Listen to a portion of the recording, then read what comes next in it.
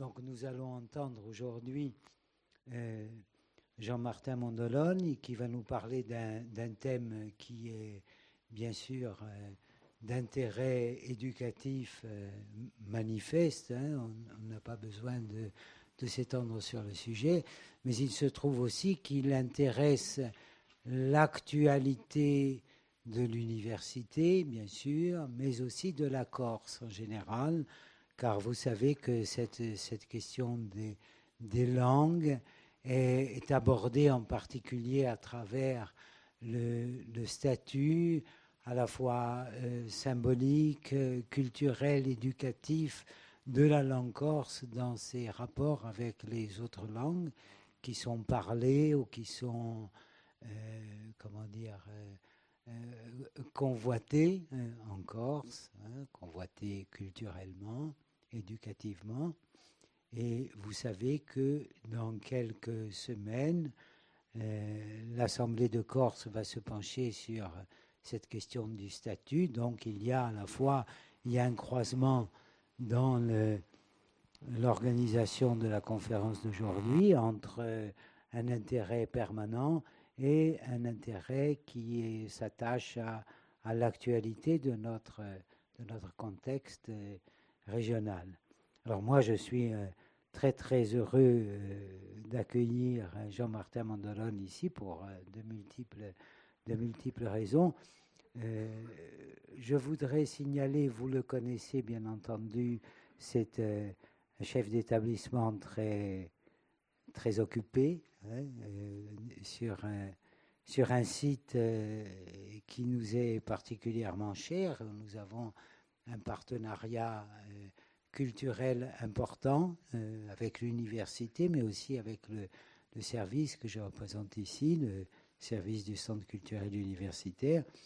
Et puis, je voudrais aussi signaler, mais même si c'est de manière légère et superficielle, que le conférencier est aussi un acteur public important en région et que c'est une originalité aussi de son propos que de réunir à la fois une connaissance et une réflexion approfondie sur le bilinguisme, mais aussi sur ses affleurements et ses projections sociolinguistiques et sociopolitiques.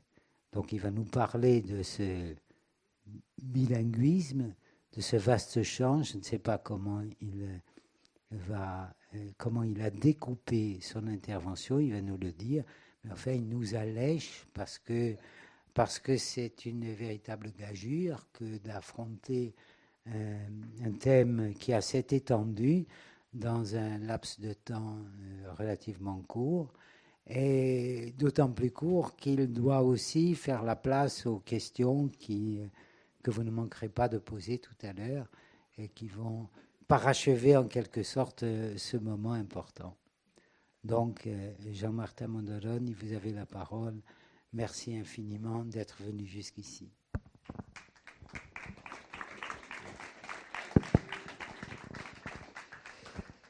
Bien, je ne peux pas commencer cet exercice sans remercier Jacques et sans vous faire une confidence.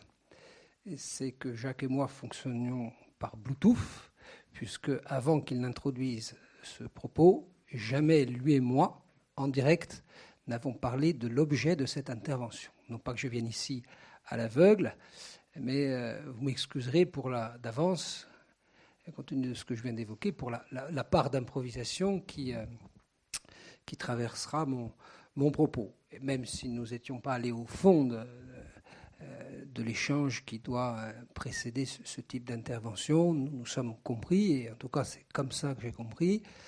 Jacques avait souhaité que, d'une certaine façon, je rende témoignage d'une expérience qui est au confluent d'un engagement public et d'une vie professionnelle traversée par, non pas le problème, mais la problématique de la langue corse. Alors autant dire d'abord que c'est un exercice déontologique un peu complexe pour moi, puisque j'ai pour habitude de dresser, sinon des barricades, en tout cas des parois assez peu poreuses entre mon engagement public et ma vie professionnelle, puisque Jacques l'a rappelé, je suis proviseur de lycée et donc d'un établissement où la laïcité et la neutralité doivent prévaloir sur tout le reste. Et je me garde bien, et je parle sous le contrôle des enseignants qui sont là, sinon sous le ton de la magagne, de faire valoir mes opinions dans l'établissement. Et inversement, dans mes engagements publics, je ne fais jamais en sorte de pouvoir promouvoir l'action qui est la mienne dans le milieu professionnel. Donc l'exercice est un peu complexe, mais comme j'aime un peu la difficulté, je vais essayer de m'y livrer. D'abord, essayer de rappeler, non pas qui je suis, mais ce que je suis et comment j'arrive ici. Et comment on s'intéresse d'aussi près à une langue, et de façon aussi, sinon passionnée, aussi vive. Il y a plusieurs événements, sinon révélations, qui m'ont conduit ici. D'abord, dans ma vie professionnelle, j'étais avec d'autres, sinon pionniers, en tout cas aventuriers, des expériences de Corse intégrée. Au collège de Cazinc, une personne ici plus que quiconque sait le plaisir que j'avais pu prendre à travailler en équipe pour essayer de travailler sur des cours de mathématiques en langue corse.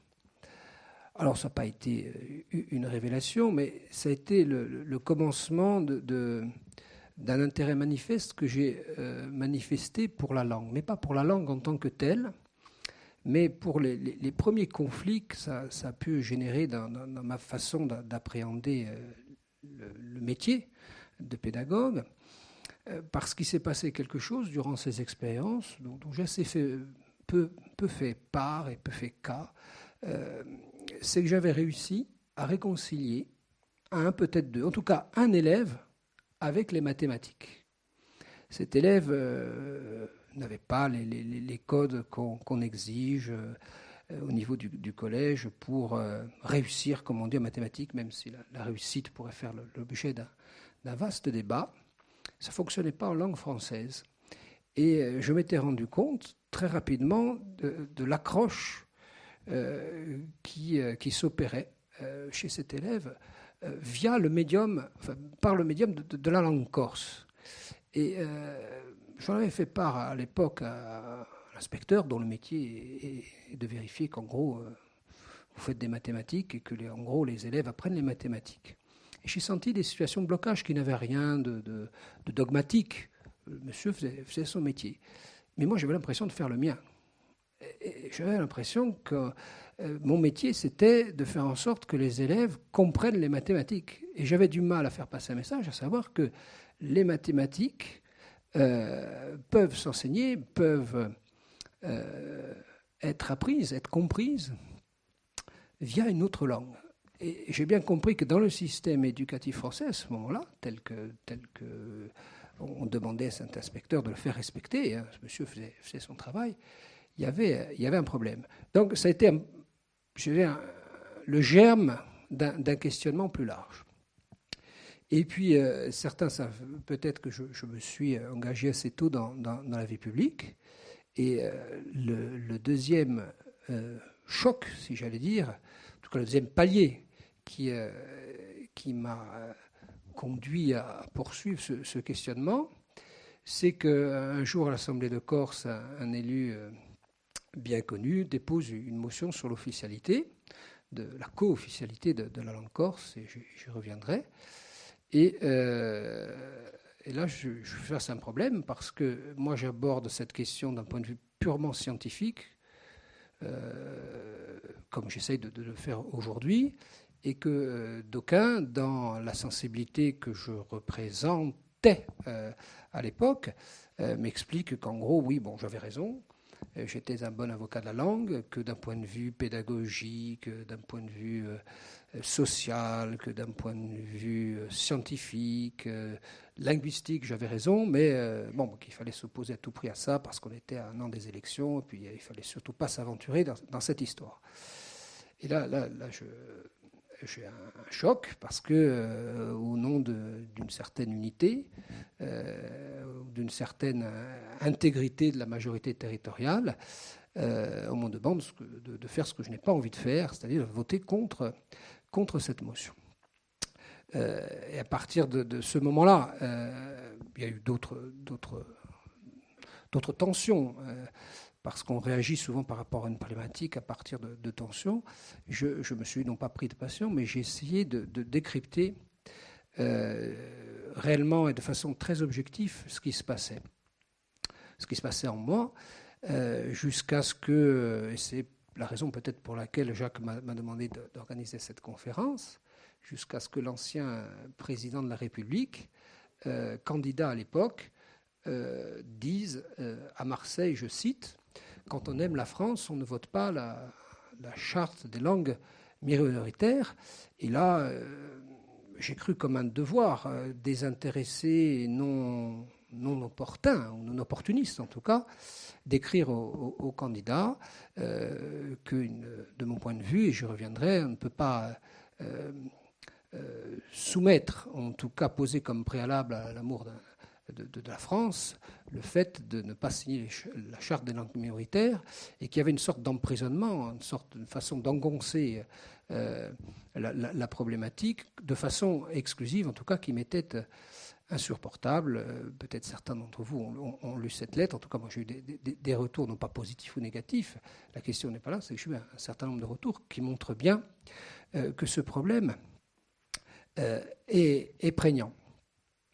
Et c'est peut-être par là que je voulais commencer, parce qu'il y a une double tension qui s'exerce à la fois dans mon métier et puis dans ce qui est ma passion d'homme engagé dans la vie publique, considère qu'à la fois de façon historique et de façon politique au sens large du terme, ce problème est réellement mal posé. Il est mal posé parce qu'on oublie que, et c'est ce que j'écrivais dans le courrier à l'ancien président de la République, on a affaire à quelque chose, et je l'écris, je dis c'est consubstantiel de ce que je suis au sens, je vais presque dire, vital du terme. C'est presque par là que j'ai envie de commencer, parce que quand on parle de la langue, on a tout de suite affaire à des réactions, certains considérant épidémiques, en tout cas passionnées, et j'ai analysé ces réactions comme relevant de réflexes presque de survie et de vital. Ça parle de la vie, cette affaire-là. Et il y a d'ailleurs, du reste, si j'ai bonne mémoire, une expérience célèbre, je crois que c'est au XIIIe siècle, l'empereur Frédéric II, qui se demandait, c'était un polyglotte, il parlait à peu près toutes les langues de l'époque, et sa véritable interrogation était de savoir quelle était la langue originelle. Et qu'est-ce que fait Frédéric II ? Il demande à des nourrices de s'occuper de 6 nourrissons, de les nourrir, de les langer, de leur donner à boire, mais surtout de ne pas leur parler. Et l'objectif était de savoir quelle était la langue, il faut le langage, qu'allaient pouvoir diffuser les nourrissons. Les nourrissons sont morts. Et les nourrissons sont rapidement décédés, alors avec la part de légende évidemment que recoupe cette anecdote, qui trouve ses suites notamment dans le film L'Enfant sauvage, que vous avez peut-être vu. Ce que je veux dire par là, c'est que l'homme a des besoins biologiques évidents, se nourrir, dormir, boire, mais l'homme a des besoins de sociabilité et des besoins de communication. Et c'est à cette affaire-là qu'on touche, c'est d'abord à cette affaire-là qu'on touche lorsqu'on parle de la langue. Et si la langue corse suscite, malgré en nombre, et toute proportion gardée, l'importance que peut représenter après tout ce qui n'est jamais qu'une partie d'un patrimoine immatériel, en tout cas considéré comme tel, c'est parce que ça touche à la vie. En tout cas, c'est comme ça que je l'ai analysé. Alors, je crois que quand on s'intéresse à cette problématique, il faut d'abord avoir le courage de poser le bon diagnostic. Et pour poser le bon diagnostic, il faut d'abord ne pas avoir peur des experts, dont c'est le métier, même si on dit aujourd'hui qu'en politique, il faut beaucoup se méfier des experts. Il faut aussi s'appuyer sur eux. Alors moi, je suis allé voir ce qui se passait notamment de l'UNESCO, avec la prudence que ce genre d'exercice requiert, évidemment. Hein. Parce j'aurais peut-être dû le préciser, moi je ne suis pas sociolinguiste, je n'ai pas fait d'études linguistiques, donc c'est un balayage, une appropriation de connaissances qui constitue chez moi non pas un dogme, une doctrine, en tout cas un positionnement à un moment donné. Et que nous dit l'UNESCO ? L'UNESCO nous dit qu'en gros il y a 5000 langues dans le monde. Sur ces 5000 langues, il y en a 25 qui disparaissent chaque année. Pour vous fixer les esprits, il y a une langue qui disparaît tous les 15 jours. Vous voyez, vous êtes venu à une conférence la semaine dernière. Quand vous reviendrez la semaine prochaine à la prochaine conférence, il y a une langue qui disparaît. Et par rapport à mon préambule, oui, il y a un peu de vie qui disparaît. Et moi, j'ai été très marqué par l'idée et c'est ce que j'écrivais dans le courrier au président de la République, qu'on manifeste beaucoup d'énergie, on dépense beaucoup d'argent et on recueille beaucoup de moyens lorsqu'il s'agit du patrimoine matériel. On n'a pas idée, quand on va regarder un peu comment fonctionne l'UNESCO, des sommes qui sont en jeu et des énergies qui sont en jeu pour sauver des baleines, pour sauver des cathédrales, pour sauver des jardins. Et il y a une difficulté, moins prégnante maintenant, hein, mais il y a une difficulté lorsqu'il s'agit d'un patrimoine immatériel qui porte autant de vie en lui, et autant de richesses, me semble-t-il, que ne peuvent emporter la faune, la flore ou du patrimoine bâti. Partant de là, on nous explique qu'il y a des langues en danger. Il y en a qui sont sur une approche darwinienne des choses. Darwin qui en gros nous explique que les langues de mémoire doivent mourir comme les civilisations, comme les espèces. Et je cite de mémoire, le gouffre de l'histoire est assez grand pour les accueillir toutes. Et je peut-être conclurai mon propos là-dessus. Donc il y a cette approche darwinienne des choses, et puis il y a une approche de résistance que je vais essayer de mettre en partage avec vous, consiste à dire qu'il n'y a pas dans ces processus quelque chose d'inéluctable, d'autant qu'on ne sait pas encore ce que c'est une langue morte. Pas rentrer dans un débat spinozien, exister, être, mourir ou exister, mais on ne sait pas tout à fait ce que c'est une langue morte, sinon le fait que cette langue n'est plus parlée par un nombre de locuteurs pertinents, dont l'échelle serait considérée comme pertinente, mais on n'arrive pas bien à définir l'échelle pour mémoire, hein, et pour fixer les esprits. Là encore, c'est à peu près 50, 60 000 locuteurs, on ne sait pas exactement. La langue corse est-elle en danger au regard d'un certain nombre d'indicateurs ? La réponse est oui. Est-ce qu'elle fait partie du train presque inexorable, au sens darwinien du terme, de ces langues qui peuvent disparaître ? Oui, à la lumière d'un certain nombre d'indicateurs. Quels sont ces indicateurs ? Premièrement, on considère qu'il y a une corrélation très forte. Je sais qu'il y a des étudiants en économie ici, et ils doivent prendre conscience de ça. Une corrélation très forte entre le niveau de prospérité d'une région ou d'un pays et la capacité de sauvegarde d'une langue.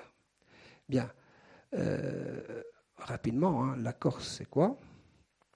C'est la 22e région plus pauvre de France. C'est un secteur tertiaire hypertrophié. C'est un secteur industriel embryonnaire. C'est un taux de croissance intéressant, mais qui masque le fait que notre économie est une économie dite de rente.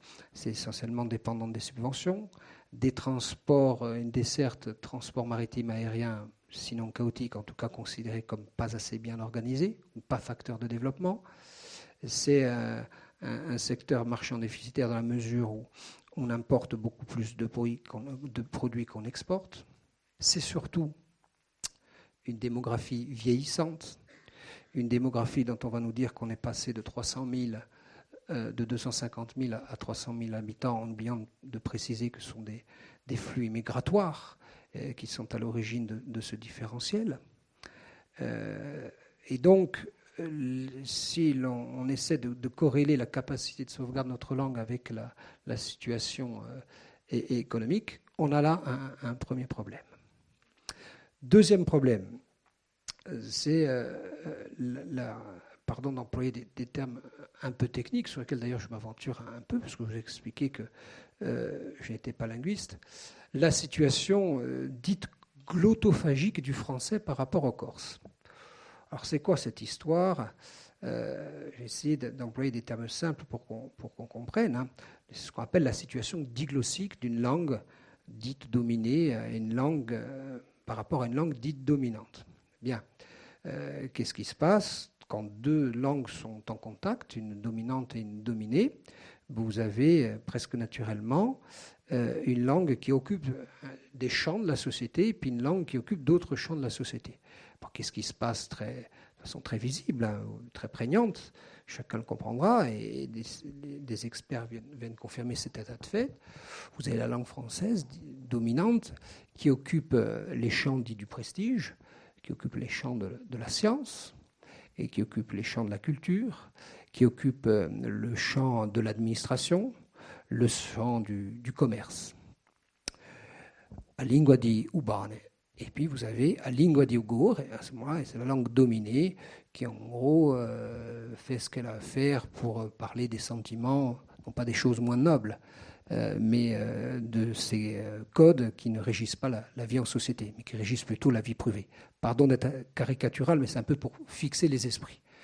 Et dans cette situation, vous avez un phénomène dit de glottophagie, à savoir qu'il y a une courroie d'entraînement qui fait que la langue dominante finit par occuper, y compris le champ restreint à la langue dominée. Et ça, c'est le deuxième considérant, dont le corollaire est le troisième considérant, historique. Hein. Mon but ici n'est pas de prendre parti, mais de mettre sur la table un certain nombre de considérants historiques, qui est l'histoire de la France, hein, qui coïncide avec la Corse devenue française. Hein. On est en 1769, il ne se passe pas 30 années sans que l'abbé Grégoire, hein, qui était un ecclésiastique, à qui on avait demandé de rédiger un rapport sur la difficulté que trouvait la Convention à l'époque, issue de la Révolution, par rapport au nombre de locuteurs français. Parce que la Révolution est passée par là, mais les gens se sont rendus compte assez rapidement qu'on ne parlait pas français sur ce territoire. Et je cite pour mémoire l'intitulé du rapport, qui en dit plus long que toute forme de commentaire. Le rapport était suivant, je cite, « sur les moyens et la nécessité d'anéantir les patois et d'universaliser l'usage de la langue française ». Donc le cap est donné dès la Révolution, coïncide peu ou prou avec la Corse devenue française. Le cap est donné, il s'agit de favoriser, en tout cas de catalyser, de mettre en branle une énorme machine linguistique en branle pour franciser les esprits et créer les conditions pour que la langue soit un des attributs naturels de l'unité du pays à l'époque de la République plus tard. Voilà, on part de là, on part en gros de la Convention, on parle de l'après-révolution. Tout ce qu'on vit aujourd'hui part de là. Je vous ai parlé des crispations sur la charte des langues minoritaires. Il suffit d'observer les rictus du ministre intérieur qui était interviewé l'autre soir sur ce sujet. On sent qu'il y a une crispation presque physique sur ces sujets, qui est permanente. Je pourrais vous en dire long sur les atermoiements du Parlement lorsqu'il s'est agi d'introduire dans la Constitution un article qui ébauchait le commencement d'amorce, d'ébauche, de soupçons de reconnaissance juridique des langues dites minoritaires. Vous devez savoir, et c'est un état de fait, que par rapport à la signature, la ratification de la charte, tous les grands pays européens, de l'Allemagne au Royaume-Uni, en passant par l'Espagne, l'Italie ont ratifié, si on signe cette charte, et que la France, qui n'a pas encore ratifié, joue dans la même cour que l'Azerbaïdjan, la Moldavie et l'Ouzbékistan, pays dont on ne peut pas dire qu'ils aient rayonné au temps des Lumières. Voilà. Bon, on a un véritable problème de crispation sur ce sujet. Donc voilà la donne factuelle, j'allais presque dire, qui doit nous conduire, me semble-t-il, à nous inquiéter. Pour autant, mon propos ne serait pas neutre, objectif, en tout cas, je dois à l'équilibre des choses, d'essayer non pas de poser le problème autrement, mais en y réfléchissant, il me semble intéressant de essayer de considérer par ailleurs, parce qu'il y a 5000 langues dans le monde, ce n'est pas inutile d'aller voir ce qui se passe ailleurs, d'autres l'ont fait, et je me saisis de ces opportunités, voir comment on a sauvé des langues dans le monde, comment on sauve encore des langues dans le monde. Parce que ce qui est intéressant dans la période que nous vivons, c'est que nous sommes à la croisée des chemins. La menace de disparition n'a jamais été aussi importante, mais simultanément, la capacité des hommes à sauvegarder ce patrimoine n'a jamais été aussi importante. Donc il y a là, non pas une espèce de halo de lumière comme un espoir illusoire. Il y a une véritable capacité, on le doit notamment aux scientifiques, et particulièrement aux linguistes, une véritable propension existante, prégnante aujourd'hui, à sauvegarder ces patrimoines. Alors, quand on va regarder ce qui se passe ailleurs, je vais essayer de tenir dans les 45 minutes, parce que j'ai oublié de dire, pardon Jacques, que l'exercice, pour moi, il est fertile, et pour vous aussi, que si nous sommes dans l'échange. Je ne voudrais pas que en monologue, je vous livre quelques témoignages et quelques convictions que je voudrais évidemment mettre en partage. Donc, pardonnez-moi si de temps en temps je regarde la montre. Alors, où j'en étais? Oui, je disais que qu'est-ce qui se passe ailleurs et quels sont en gros les leviers que dans le monde on croit utile d'activer pour sauvegarder des langues.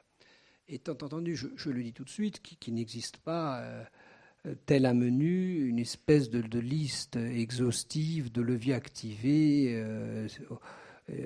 qui, s'ils ne le sont pas, mettent en péril toute politique. Les choses sont beaucoup plus complexes que ça, et c'est dans l'alchimie, dans une alchimie assez complexe que s'opère, et dans l'histoire, que s'opère la sauvegarde des langues dans le monde. En essayant d'être un peu cohérent, on va partir, sinon, sur une échelle de valeur, en tout cas des plus sensibles, aux plus difficiles à mettre en œuvre. Bien, on a observé, et donc l'idée serait peut-être d'observer ce qui s'est passé ailleurs et de voir encore si on trouve ces conditions. Bien, on observe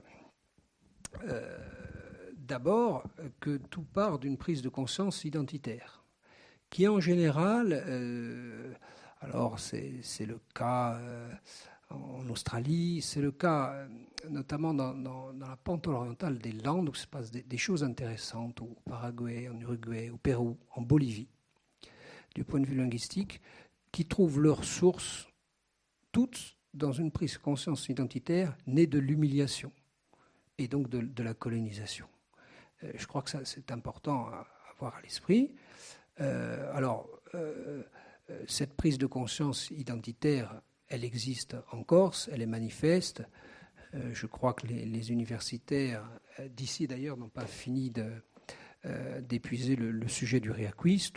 Cette période-là est non pas derrière nous, mais elle symbolise la prise de conscience identitaire qui est le préalable à toute réactivation et à toute action en matière de sauvegarde de la langue. Ça a bien existé chez nous, c'est parfaitement identifié, donc c'est un premier point qui est positif. On se rend compte, là où ça fonctionnait aussi, du rôle éminent des linguistes qui travaillent dans l'ombre, parce que je m'adresse en particulier aux collégiens, aux lycéens qui sont là. Mais c'est quoi un linguiste? Vous vous rendez compte, ces gens-là, ils sont payés pour étudier des langues. les gens se demandent à quoi ça sert cette histoire. Et la difficulté lorsqu'on est pédagogue en établissement, c'est de donner un sens aux choses. Et les gens ne comprennent pas, ne savent pas ce que c'est un linguiste. Sans le travail éminent des linguistes dans le monde, et donc des linguistes de l'Université de Corse, toute chance de sauvegarde serait réduite à néant, parce que ce sont eux qui identifient les problèmes, non pas qui apportent des solutions, mais qui permettent de dépasser les problèmes. Et je prends en Corse l'exemple prégnant de ce que certains ont appelé la polynomie. La polynomie, c'est quoi ? Cette histoire, moi j'ai vécu dans un foyer où j'ai reçu la langue corse en héritage avec un papa qui était du Taravo et une maman qui est de Vescovato. Combien de fois j'ai entendu, mais aussi j'ai mis Kagosi, et tout ça mis Kabalagos, et tout parler au Dalian. Bon. Et ce débat a été très prégnant dans les années 70, et le rôle d'un linguiste, ça a été de trancher ce débat. Ça a été de dépasser le registre un peu normé le prisme un peu normé duquel étaient observées les langues, notamment avec les travaux de Ferdinand de Saussure et d'autres, et de dire que diversità fa riquezza, de dire que la Corse, c'était un ensemble, je crois qu'on dit régiolecte, peu importe, mais qu'il n'y avait pas à trancher sur ce débat, et que la langue corse, reconnue comme telle, devait être regardée comme une composante de ces régiolectes, comme une agrégation de ces régiolectes qui devaient vivre en bonne intelligence. Et donc il n'existait pas une norme unique des Corses. Et si les linguistes n'avaient pas tranché ce débat, nous en serions encore à savoir qui parlait le vrai corse, qui ne le parlait pas. Et là, le rôle des linguistes est éminent. Le rôle des linguistes est encore prégnant aujourd'hui lorsqu'il s'évertue à nous décomplexer et à dépasser ce qu'on appelle le mythe du locuteur idéal.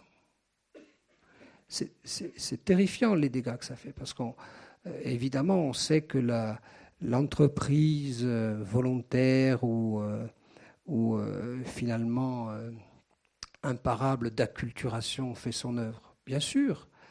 Mais lorsque vous dites à un jeune « on s'y gémit Kagosi », on ne sait pas ce que cette phrase, on ne mesure pas ce que cette phrase a de ravageur dans le développement, sinon de la langue, et je reviendrai des pratiques langagières. Parce que, je reviendrai en fin de propos lorsqu'on parlera de l'officier de la langue corse, qui est un sujet dominant, il faut partir de l'existant. Je dis il y a 50 000, on dit il y a peut-être 60 000 locuteurs. La vraie question, c'est de savoir, lorsque Jean Prounet d'ARCFM, en commentant un match de foot, dit « Onoves, cacciami ce wallon ». Il parle corse, il parle français, il parle franc-corse. La question, c'est est-ce qu'on part de cet existant, qui est une pratique langagière, en disant c'est pas tout à fait du corse, en étant dans une approche puriste, au risque de se faire taxer, ça a été le cas pour certains universitaires, à tort, je le dis, de mandarin. Il n'y a pas une langue qui dominerait une autre, il n'y a pas une façon de parler le corse qui dominerait une autre. Il y a des pratiques langagières existantes sur lesquelles il faut prendre appui. Et ça, on le doit beaucoup aux travaux de certains linguistes. Alors, il y a aussi un phénomène intéressant en Corse dont on ne parle pas assez, et on a observé que notamment aux États-Unis, certains régiolectes norvégiens avaient pu subsister du fait de la cohérence religieuse et du fait que les hommes et femmes de confession luthérienne avaient pu pratiquer, développer et sauvegarder leur patrimoine linguistique du fait de la cohérence religieuse, et on ne prend pas assez appui, me semble-t-il. C'est un état sociétal prégnant. Je vous renvoie notamment aux travaux et l'excellent livre de Domé Verdogne sur la Settimana Santa, sur les pratiques religieuses et surtout le réseau sociétal que constituent les confréries. Et on se rend compte dans le monde, pas seulement à travers l'exemple que je vous donnais, que ce support a été un support prégnant de sauvegarde des langues. On se rend compte aussi que l'écriture a joué un rôle important là où les langues ont pu être sauvegardées. Alors là, il se passe quelque chose d'intéressant par rapport à la situation diglossique du corse. C'est ce qu'on pourrait appeler l'évolution du barycentre diglossique. C'est quoi derrière ce terme barbare? On a longtemps considéré, en fonction de ce que je vous ai dit, que la langue corse était confinée à l'oralité et qu'en gros, l'écriture, c'était des choses sérieuses et puis que toute cette histoire devait être amenée à la langue française. Il n'est qu'à voir et observer, alors je n'ai pas de chiffres à l'esprit et je me garderai bien de m'apesantir à travers des chiffres, le nombre d'ouvrages en langue corse qui inondent les bacs des librairies. Alors on parle beaucoup de Jérôme Ferrare, et en parlions tout à l'heure, qui est un écrivain de grand talent. Aujourd'hui, vous avez des écrivains de grand talent en langue corse. Et la question n'est pas de savoir s'ils écrivent bien ou pas langue corse. C'est moi, un jour, j'ai remis, quand j'étais élu, le prix de la CTC à Marco Biancarelli, dont je lui ai dit, parce que je vivais moi aussi à Porto Vecchio à l'époque, dont je lui ai dit, je ne partageais pas l'univers romanesque, mais je le félicitais de contribuer à faire rentrer la langue corse dans la modernité et de démontrer donc que des thèmes sociétaux forts, tels que lui les vivait et tels qu'il souhaitait s'en emparer pour décrire ces univers romanesques, je me félicite que ces thèmes-là ne soient pas seulement abordables en langue française, mais ce qui compte, c'est pas qu'il les dit en corse ou en français. C'est un peu comme l'histoire des mathématiques. Ce qui compte, quand un élève comprend des mathématiques, c'est moins de savoir dans quelle langue il l'a comprise que de savoir qu'il a compris les mathématiques. Et il en va de la même façon pour l'écriture, qui a été un champ désormais complètement investi par la langue corse. Ce qui témoigne bien du fait qu'il n'existe pas, malgré la situation diglossique que j'évoquais, de champs qui ne peuvent pas être investis par la langue corse. J'ai l'habitude de dire que Machiavel écrivait en corse. Machiavel écrivait en toscan. D'ailleurs, l'histoire est ironique.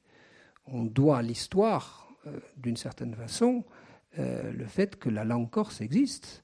Parce que si nous étions encore, d'une certaine façon, toscans, peut-être le corse serait un régiolecte parmi d'autres de Toscane.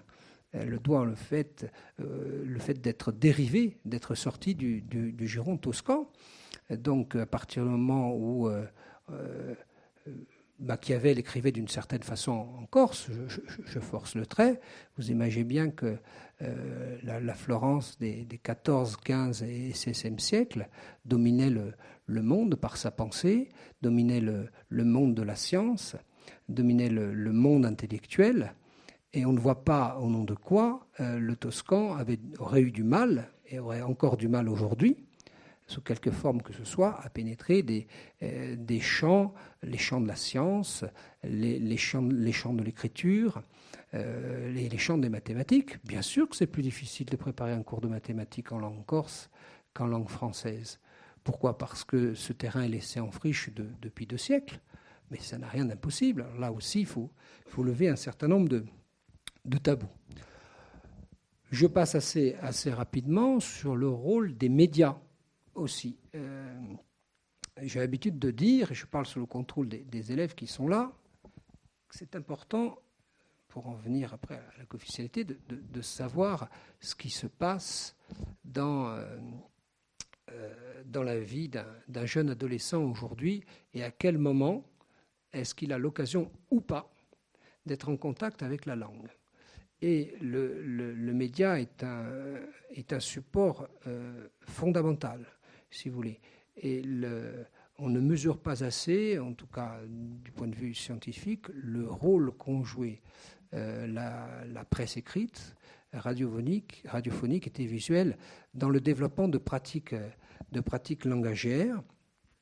Alors j'en viens à trois fondamentaux qui constituent presque j'allais dire les axes cardinaux, non pas que ce que je viens d'évoquer soit marginal ou superfétatoire, mais il y a quand même trois axes, trois vertus cardinales qui commandent la sauvegarde d'une langue.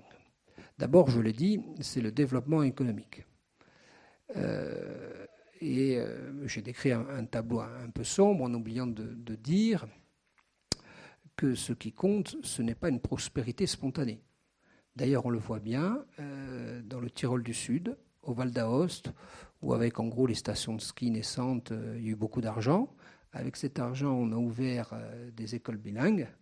Ça ne marche pas. Enfin, ça ne marche pas. Ça ne suffit pas. Donc, plus que la prospérité, il faut savoir réfléchir au mode de développement économique. Dire par là qu'à l'inverse, en Irlande, il y a eu des modes de développement économique qui sont basés notamment sur des traditions agro-pastorales, qui, bien sûr que l'argent est en cause, bien sûr que les moyens sont les nerfs de la guerre, mais si on ne réfléchit pas au mode de développement, tout développement prospère, spontané et trop brutal ne permet pas la sauvegarde de la langue. Je veux dire que la Corse, lorsqu'elle réfléchit à son développement, doit réfléchir à ses modes de développement. Vous comprendrez bien qu'il est plus facile de diffuser des pratiques langagières en Corse dans des milieux liés à l'agroalimentaire, à l'agriculture, que si, de façon exogène, cas d'école évidemment improbable, on décide pour doper les taux de croissance de faire de la pétrochimie en Corse. De la pétrochimie, ça ne va pas entraîner un nombre de locuteurs pertinents. Et l'économie doit aussi partir de l'histoire. Très important d'avoir à l'esprit la façon dont on développe un territoire. La deuxième vertu cardinale, et c'est la raison de ma présence ici, en tout cas c'est une de mes casquettes, c'est l'école. Bon. Alors partout ça marche dans le monde, les Maoris en Nouvelle-Zélande, à Hawaï, dans d'autres territoires, au Paraguay notamment, l'école et le développement du bilinguisme est une condition nécessaire, incontournable, pas suffisante. Pas suffisante. Bon, il faut voir d'où on part et où on arrive. Je m'autoriserai à la fin de ce propos de vous donner une bibliographie. C'est quoi la situation de l'école aujourd'hui ? Pour faire simple, c'est 46 000 élèves. Il n'est pas possible, ou à peu près pas possible, que ces 46 000 élèves, à un moment ou à un autre, n'aient été en contact ou sensibilisés avec la langue corse. C'est pratiquement impossible. En gros, c'est 25 000 dans le primaire, 21 000 dans le secondaire. D'une façon ou d'une autre, ils ont été sensibilisés. L'article 7 de mémoire de la loi du 22 janvier 2002 dit en gros l'enseignement du corse est intégré dans les écoles élémentaires et préélémentaires. Bon, sauf que le Conseil constitutionnel est passé par là parce que ça voulait dire qu'en gros il fallait parler corse aux primaires, quoi. Il fallait se débrouiller pour trouver du temps pour parler corse, sauf que le Conseil constitutionnel est passé par là, que ce n'a pas un caractère obligatoire, et qu'en gros, il y a 57% des élèves au primaire qui ont entre 1h30 et 3h de langue corse par semaine, parce que ça n'a pas un caractère obligatoire. Pardon, je ne vais pas vous abreuver de chiffres, mais fixer les esprits. Au collège, qu'est-ce qui se passe ? En 6e, vous avez 83% des élèves qui suivent l'enseignement du corse. Et puis là, on arrive à un problème qu'il va falloir trancher, hein, c'est qu'en quatrième, ils ne sont plus que 57% et plus que 20% au lycée. Hein. Bon, alors, il y a quelques divergences sur les chiffres, mais enfin, les proportions sont en gros celles-ci. Pourquoi cette érosion ? Tout simplement parce qu'en sixième, les volumes horaires sont ce qu'ils sont, et j'allais dire que 3 heures de Corse sont encore des gestes.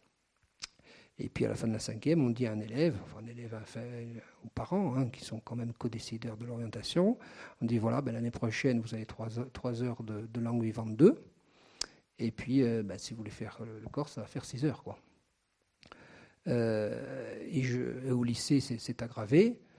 Je le dis en passant, on a beaucoup travaillé en France, hein, même si aujourd'hui c'est un peu, non pas la tarte à la crème, enfin on y passe de longues heures en termes de débat, et plutôt polémique et stérile de mon point de vue. On a beaucoup posé en France la question sociétale du temps de travail des adultes, 35 heures, 38 heures. Le temps de travail des élèves n'a jamais été correctement posé, là aussi pour fixer les esprits. Hein. Un élève de terminale S qui veut avoir mention très bien, et pour avoir mention très bien, il faut prendre toutes les options. Alors qu'il s'agisse de Corté ou d'ailleurs, le latin, le grec, le PS complémentaire, l'hébreu, le mandarin, tout ce que vous voulez, hein, dont le corse, peut travailler à peu près 38 heures au lycée. Et bon, pour réussir, il faudrait bien qu'il travaille une douzaine d'heures à la maison, ça fait 50 heures par semaine. Cette question-là n'est pas posée. Et donc, tout ce qui est facultatif, je reviens au cœur de problématique, est rapidement balayé pour des raisons qui ne sont même pas stratégiques, hein, ou militantes, pour des raisons évidentes de gestion du temps et d'économie de l'effort, tout simplement. Donc, moi, c'est la raison pour laquelle, à titre personnel, au titre de mes engagements publics, je ne milite non pas pour le corse obligatoire, parce que dans le terme obligatoire, il y a cette forme de contrainte, on se sent forcé, mais pour l'intégration du corse dans les programmes de la maternelle au bac. Il n'y a pas d'autre moyen que celui-ci. Je discutais l'autre jour avec une enseignante qui part en Polynésie. Je passe qu'il y a d'attentatoire à l'unité de la République, hein, à Wallis et Futuna. Lorsqu'on a des programmes d'histoire, bien sûr qu'on vous enseigne que nos ancêtres sont les Gaulois, mais on ne manque pas d'enseigner l'histoire des peuples qui environnent l'océan Indien. Mais je ne vois pas ce qu'il y a d'attentatoire à l'unité de la République, parce que ça, c'est l'argument massu. Hein. C'est l'égalité du citoyen, l'unité de la République, qui sont des fondements philosophiques, non pas surannés, hein, qu'il s'agit de prendre au sérieux. Mais enfin, ce qu'il y a de plus spécieux, c'est de considérer que quelques milliers de locuteurs pourraient menacer l'unité de la République. Moi, je demande à ce qu'on prouve ça scientifiquement. La vérité, c'est qu'il existe des résistances historiques prégnantes que nous avons beaucoup de mal à dépasser. Pour autant, je trouve que le réflexe qui consiste à condamner l'école comme ne prenant pas suffisamment sa part de l'effort est un mauvais réflexe. Il n'est pas inutile d'observer qu'en France, quand vous regardez ce qui se passe au Pays Basque, quand vous regardez ce qui se passe en Alsace, quand vous regardez ce qui se passe en Bretagne, et que vous faites un camembert avec plusieurs parties, vous observez quoi ? Que la part de l'enseignement confessionnel est très importante, que la part de l'enseignement associatif est très importante, puis quand vous arrivez en Corse, ces deux parts sont inexistantes et que c'est l'État, et seulement l'État, qui prend toute sa part de l'effort.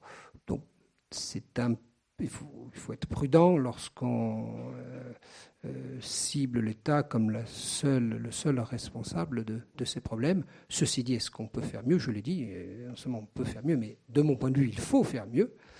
en dépassionnant ce débat, en intégrant tout simplement la langue corse comme une matière qui ne soit plus facultative. Est-ce que ça va suffire? La réponse est non. Et j'en viens au dernier point, en essayant de tenir dans le temps qui m'est consacré, qui est le débat actuel, qui est celui de l'officialité. Pourquoi ça ne suffit pas? Parce qu'on observe que une fois qu'on a dit qu'ailleurs, notamment en Catalogne, alors attention à la Catalogne, hein, j'ouvre une parenthèse, je le referme de suite, c'est 10 millions de personnes, c'est un produit intérieur brut qui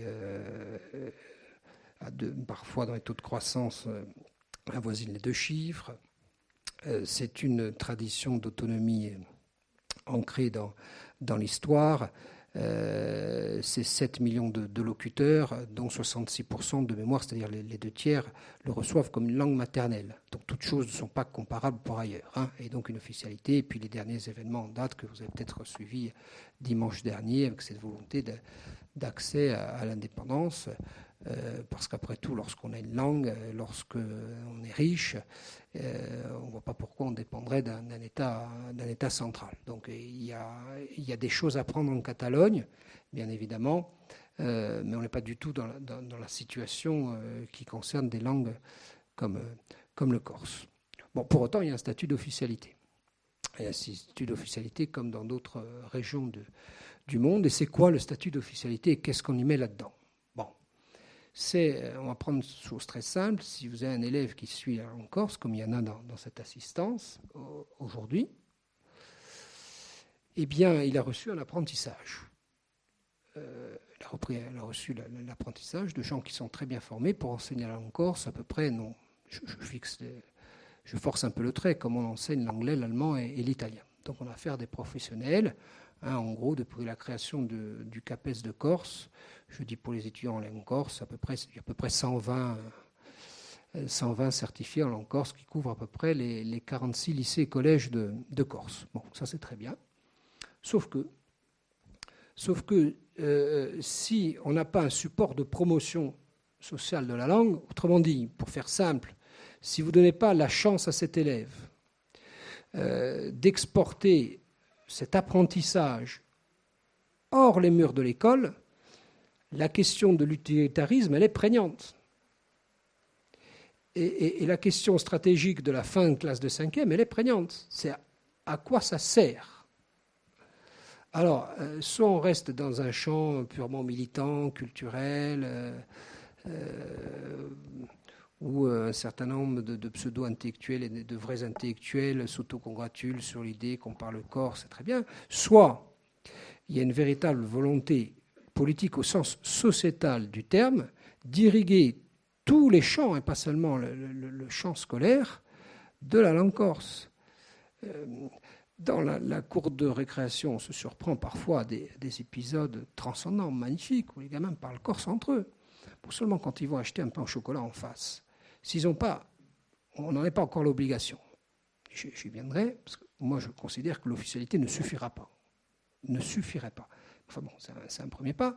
Mais si on ne donne pas le support sociétal aux jeunes qui ont reçu un apprentissage et aux autres, aux locuteurs corsophones pour ce qu'il en reste, et à ceux qui pourraient le devenir dans un vaste plan de formation, de faire usage de cette langue, il faut comprendre que ça ne peut pas fonctionner. Qu'on est dans un système qui n'est pas vertueux, mais dans un système autocentré, fermé, et dont on peut considérer qu'il va s'éteindre assez rapidement, compte tenu de l'âge, notamment des locuteurs, et malgré les efforts de l'école. Donc l'officialité, c'est une chose dont il ne faut pas avoir peur. Ça ne va pas aller chercher très loin. Hein.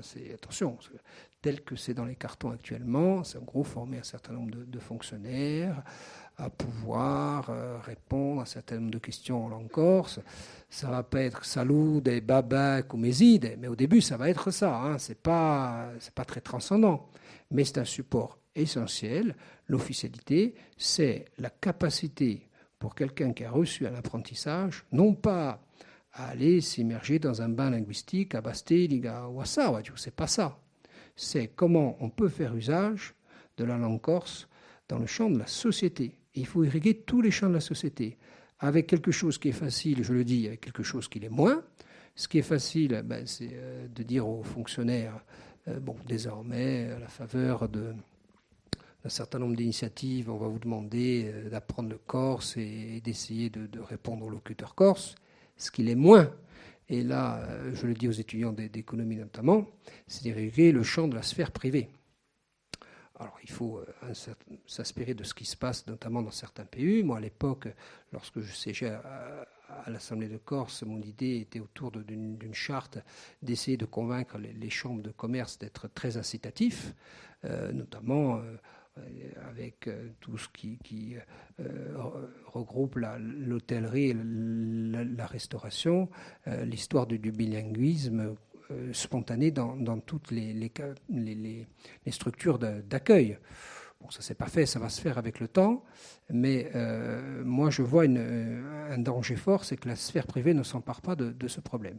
Et l'obligation ne suffira pas. Et je veux conclure là-dessus, parce que dans l'obligation, il y a contrainte. Et la véritable interrogation, et là je m'adresse aux scientifiques, c'est comment on crée du désir de Corse. Comment on crée du désir de langue corse.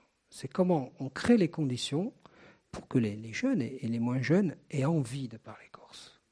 Ça, c'est une énigme, parce que dans tout ce que je vous ai raconté, que vous pouvez retrouver dans cette bibliographie, il y a 3 livres à lire, hein, si vous voulez, à peu près. C'est présomptueux ce que je vous dis. Il y a 3 ouvrages qui, à mon avis, doivent figurer dans les bibliothèques de celles et ceux qui s'intéressent à ce sujet.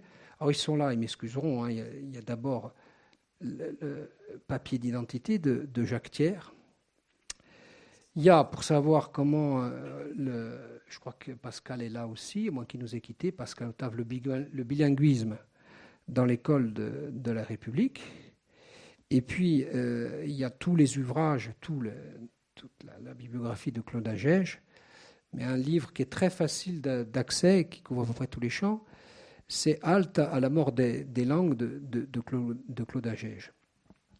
Mais dans aucun de ces ouvrages, je n'ai pu trouver, parce que ce sont des grands scientifiques, tous 3, hein, mais une question qui reste prégnante pour moi, c'est tout ce qui relève de l'irrationnel. Parce que tout ce que je vous ai raconté, c'est rationnel, c'est chiffré, il y a eu des progressions, il y a eu des échecs. Mais la question du désir de Corse reste prégnante.